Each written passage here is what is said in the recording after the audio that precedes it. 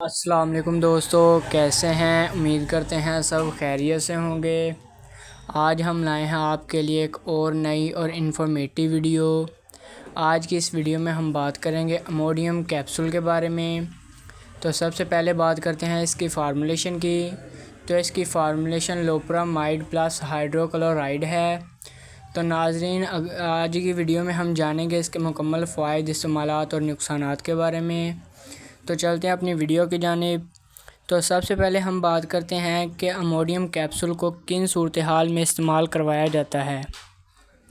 ناظرین، اموڈیم کیپسول کو ہم پیٹ خراب ہونے کی صورت میں بھی استعمال کر سکتے ہیں، اور اس کے علاوہ ڈائریا میں بھی استعمال کر سکتے ہیں، اور لوز موشن لگنے کی صورت میں بھی اس کیپسول کا استعمال کر سکتے ہیں، اور اس کے علاوہ چھوٹی آنت میں اگر کسی قسم کا زخم یا کسی قسم کا کوئی اور مسئلہ ہو تو ان سب معاملات کو ٹھیک کرنے کے لیے ہم اموڈیم کیپسول کا استعمال کر سکتے ہیں۔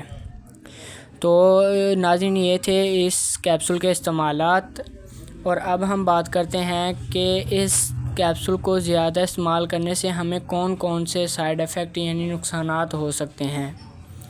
تو ناظرین، ان میں غنودگی کا آنا شامل ہے، سانس کا مسئلہ بن جانا شامل ہے، یعنی سانس ہمیں بہت تیز چلنے لگ جاتی ہے، اور اس کے علاوہ مسلز میں ٹینشن بن سکتی ہے، اور اس کے علاوہ سکن ریشز ہو سکتے ہیں، اور اس کے علاوہ الٹی کی کیفیت ہو سکتی ہے، متلی کی کیفیت ہو سکتی ہے۔ اور ناظرین، یہ تھے اس کے نقصانات، اور اب ہم بات کرتے ہیں کہ اس کی کتنی مقدار ہم ایک دن میں استعمال کر سکتے ہیں۔ تو ناظرین، عام طور پر ہم اس کا ایک کیپسول صبح اور ایک کیپسول شام کے وقت کھانا کھانے کے بعد استعمال کر سکتے ہیں، اور اس کے علاوہ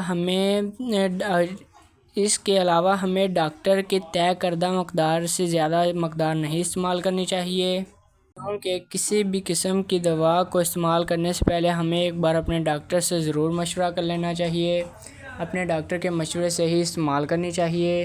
تو ناظرین، یہ تھی ہماری آج کی ویڈیو۔